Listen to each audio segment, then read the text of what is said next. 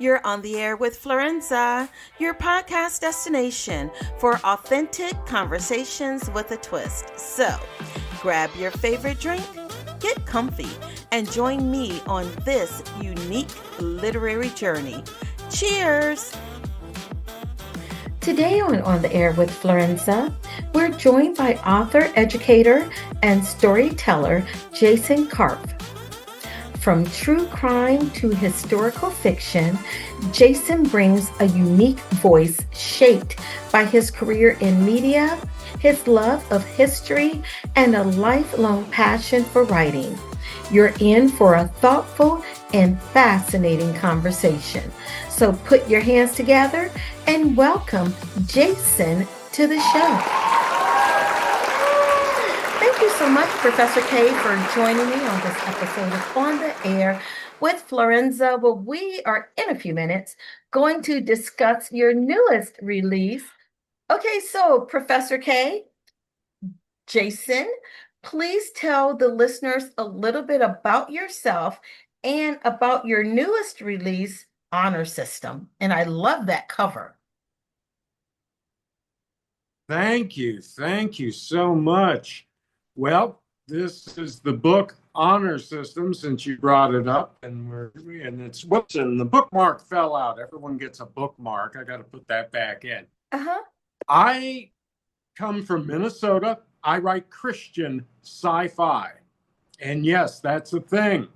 And Honor System, my latest book, is an anthology of two novellas, both centering on believers in the faith battling the most advanced AI on the market in the near future.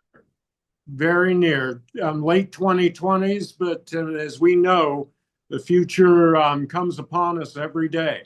Every day. And AI gone rogue. This topic's been around for a long time. A trope, as it's known, one of those sort of shorthands for a type of story that is being done, and going way back. HAL 9000 in 2001, which I saw with my mom, who was a screenwriter when I was a little boy. So rogue AI, that's an oldie but a goodie. Yeah. This time around, though, we have people with their faith in God being their only defense against this AI. Wow, very intriguing. Now, as the son of a screenwriter and former child actor yourself, how did those early creative experiences shape your unique voice as both the nonfiction and Christian sci-fi author? I learned the family trade, and that was writing. My mother, God rest her soul, brilliant writer, active in Hollywood for many years, and I simply learned at her side and then began writing with her.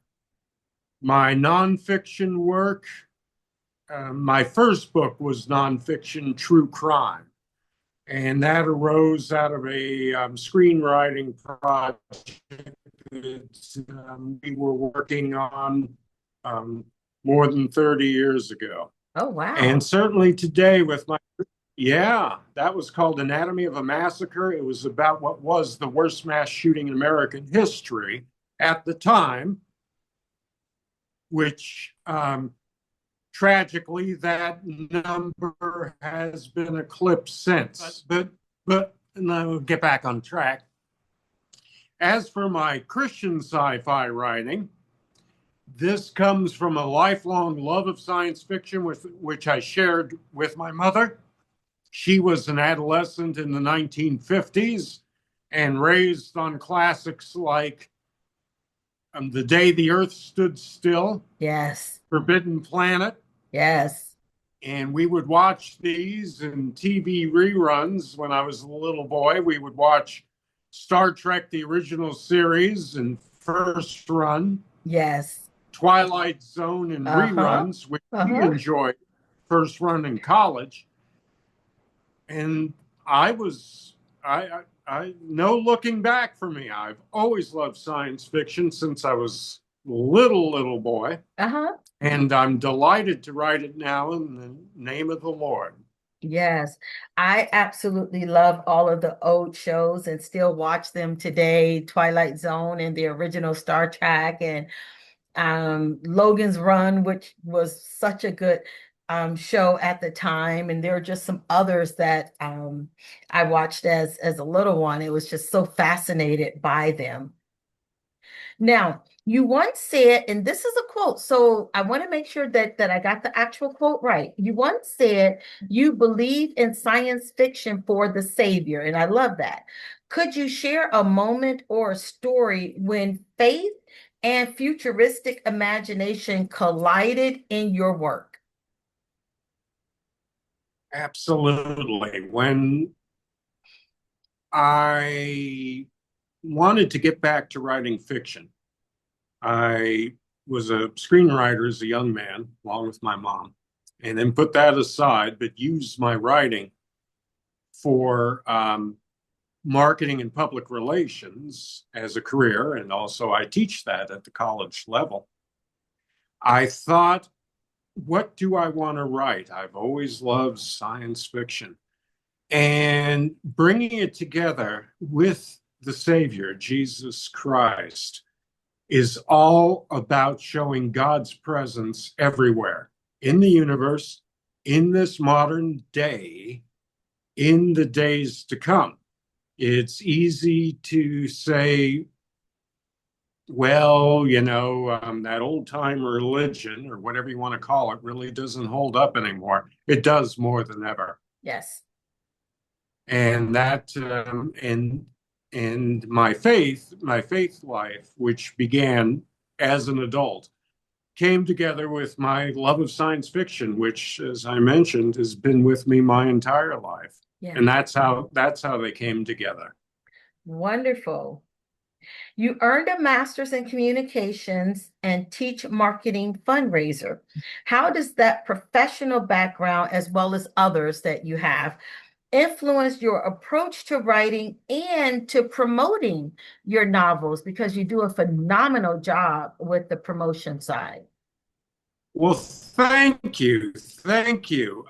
It is just an understanding that you must market yourself Yeah. as an author, and it is a common feeling. Well, if I get a book deal and I have a publisher, then I'm all set. Well, that publisher is going to need you to market Yes, yourself. absolutely. And certainly, if you're with a smaller independent publisher, like the houses that were present at the conference where you and I met, Yes. they need you to take that on. And I look at this as a wonderful opportunity. It comes naturally to me because that's my background. At Mhm. the same time, I love helping other authors realize how they can market themselves and to do it naturally and enjoyably. And that means their enjoyment and the enjoyment of the readers. So it influences everything I do. Wonderful. As a worship musician playing guitar and bass, do you ever find your novellas incorporate a sort of musical rhythm or structure inspired by songwriting? That's a wonderful question, and the answer is a big yes. My primary instrument is electric bass, so I'm always feeling the rhythm. Yeah. I'm always thinking about what's being played and what's not at a given point. And that pace, that pulse, absolutely influences my writing. And it was also when I got back to music, like fiction, I'd set it aside for many years. I started playing bass again and playing in church, and that absolutely reawakened the rest of my creativity. So I owe music so much, and it's my way of glorifying the Lord. One of my ways. I also do it with my writing. So it's inseparable for me. Yes, wonderful. So your 1994 book, going back to that one, The Anatomy of Massacre, was ahead of its times Hmm. in addressing mass shootings. Was there a single moment that compelled you to explore such difficult real-world subject matter? Absolutely. Anatomy of a Massacre stemmed from a TV movie concept that was never produced, but I was working on it in Hollywood and was approached by a publisher about doing a book version of the story that I was researching. So you see a lot of TV movies back in the day, especially that dealt with crime, women's issues, Mhm. and the real life story behind Anatomy of a Massacre. It was the October 1991 mass shooting at Luby's restaurant in Mm, Killeen, Texas. yes. Involved all these issues. Mhm. So that's what drew me in. Mhm. But writing that book was life changing for me. It was my first book.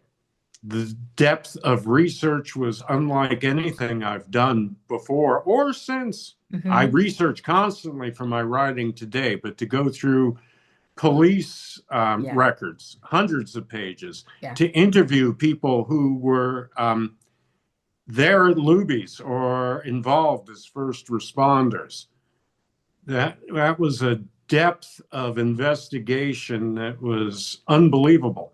Mhm. And it certainly reinforced, reset with me the importance of writing, Yeah. storytelling. It's not something quaint, it's something critically important. And I learned these lessons over 30 years ago when I researched and wrote that book. Yeah. Such a such a pivotal time for us. And as you were talking, I was trying to recall if we were still living in Texas at the time. I sort of remember us living there and or we had just moved, and Luby's was a place that we visited often, right? Mhm. My husband was stationed at Killeen, and our church, we would have meetings there, and that thought of some place that you're familiar with, right? And just that sense of how near danger you were. It just it affected so deeply. So There's been, I can imagine doing the research for that, must have been hard work to say the least. it was, and it also very emotionally perilous. Yes. You cannot have any association with this horrific Mhm. event Mhm. and not be affected and not need to talk out your own feelings. Even in my position, 2 years removed and not directly involved, Yeah. it just pulls you in. Yeah. Yeah. And that's an important part of those who are looking to write stories where, as the author, the creator, you have to dive so deeply into the story to get the information to come out as a storyteller. What are some things that you put in place? I know your faith is vital to you, but what were some of those everyday things that you put in place to help navigate out of the dark space that your research took you? A matter of talking to people who were involved with helping people Yeah.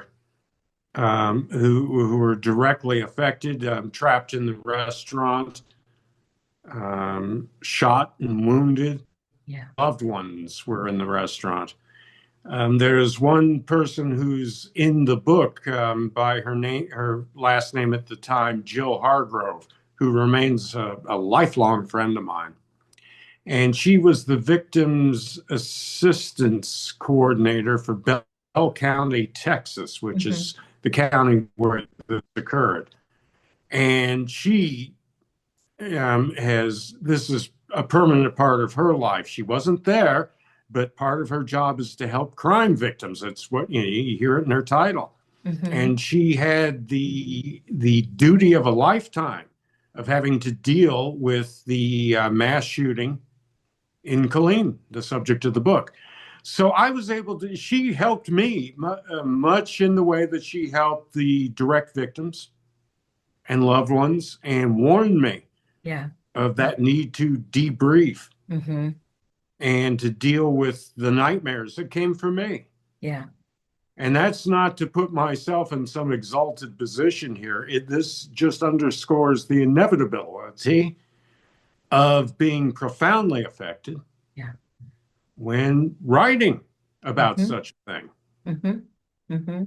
And that's important for authors to know, especially those who are just coming in, to understand that, depending on the space where you write, at some point, albeit good, bad, or indifferent, we are directly affected by the words that we create. That's the beauty and the warning. Yeah. Yeah. And if you're going to write, know that, deal Ab- with it in a healthy manner, mhm. learn how to deal with it, and grow in the process. That's not Absolutely. to say if you're having issues that you failed. No, it's sooner or later. Yeah.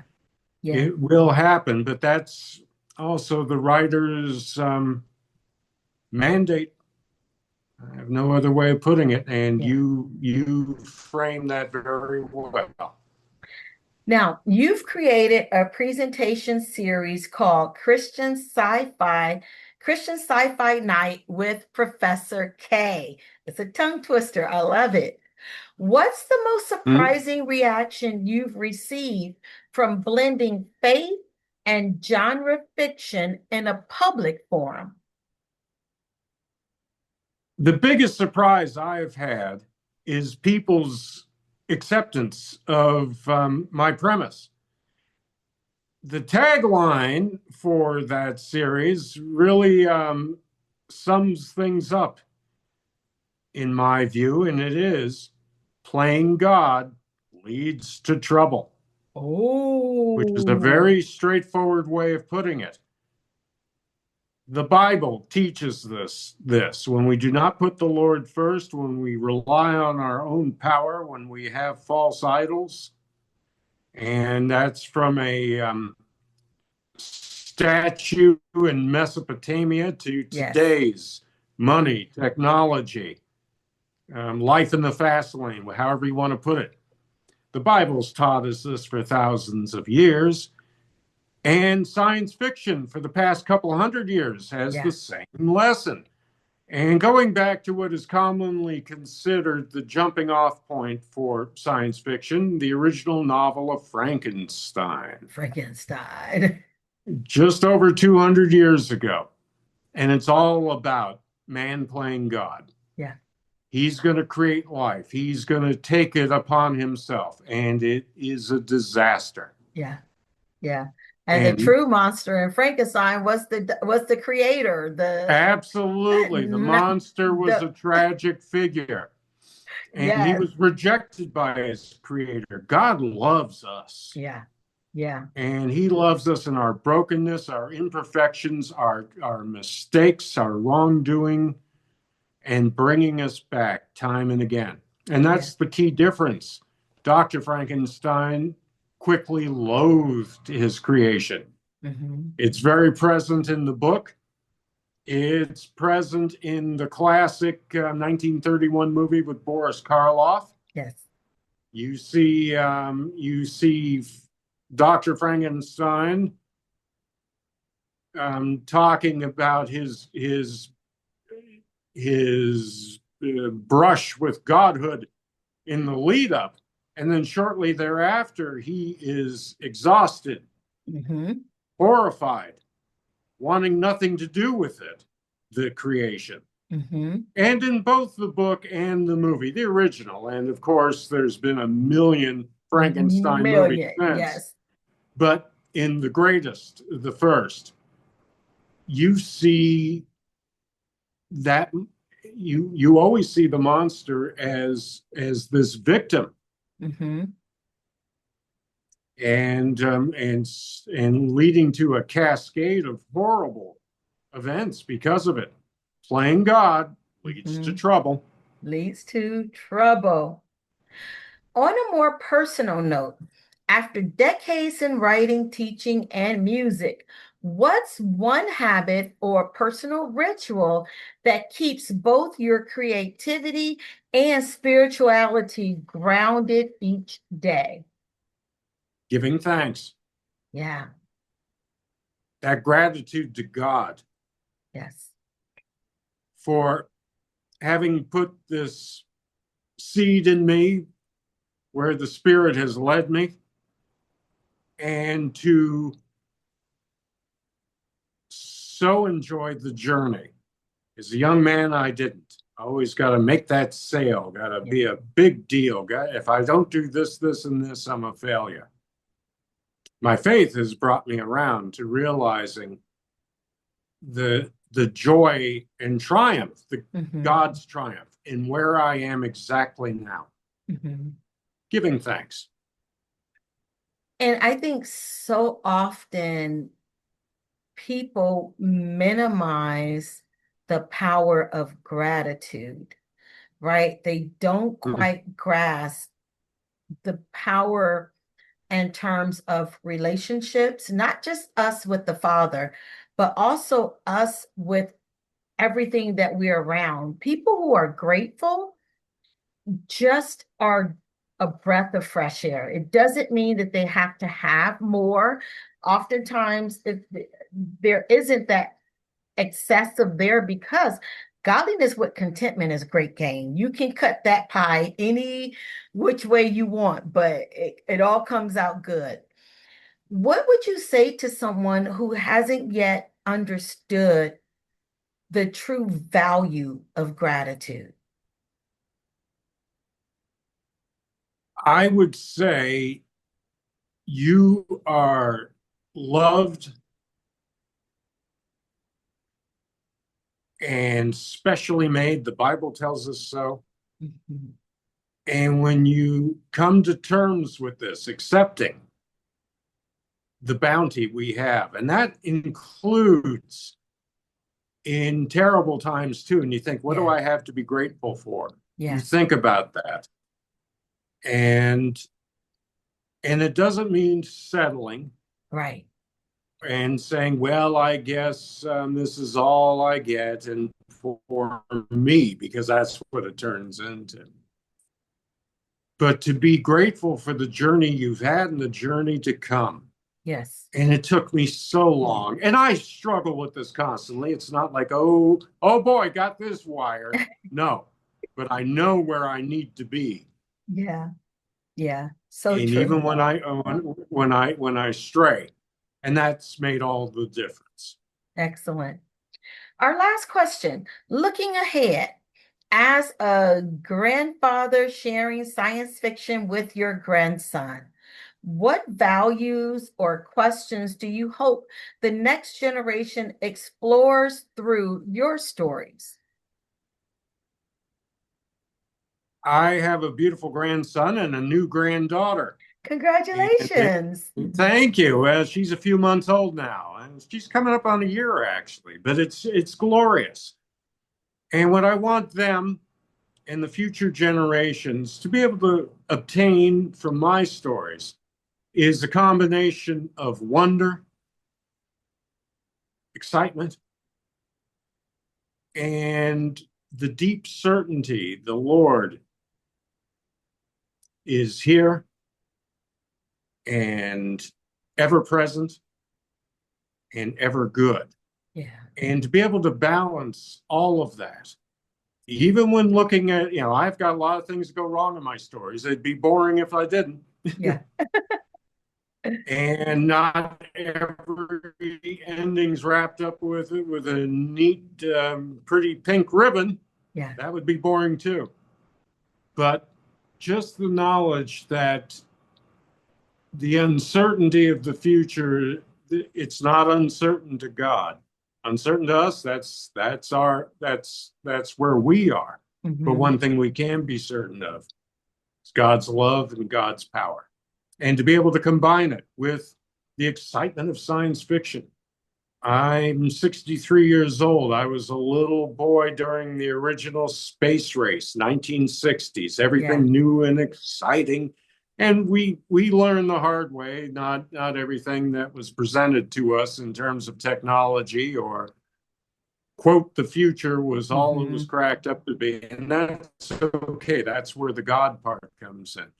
But Yeah. still, I like that exciting world of what's next.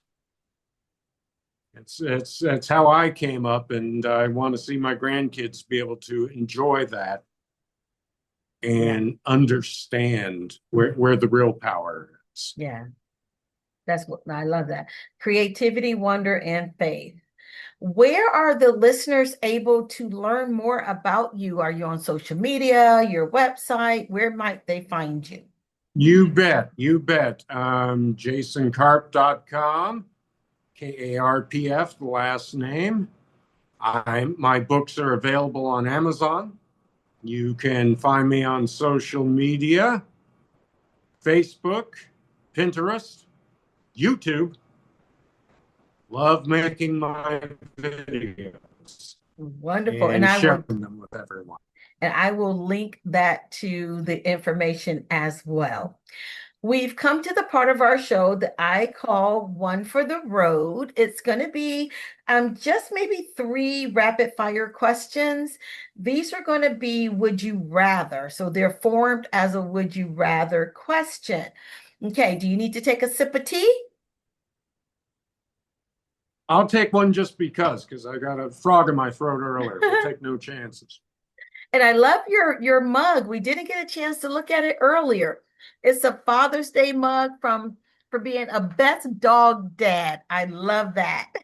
Well, what do you know? My dog, Yasmin, our dog, I, of course, share her gladly with my wife, Annie.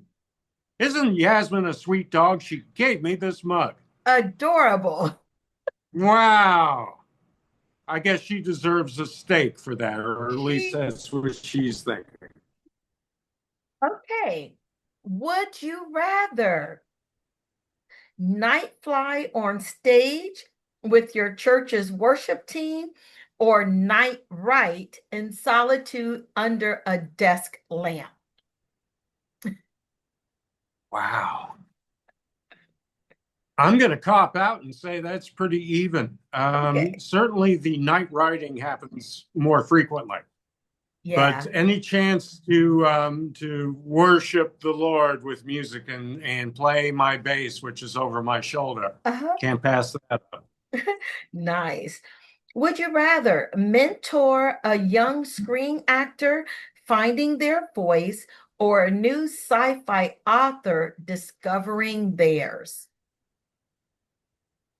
I'd have to go with the sci-fi author, even though my first professional experience was as an actor.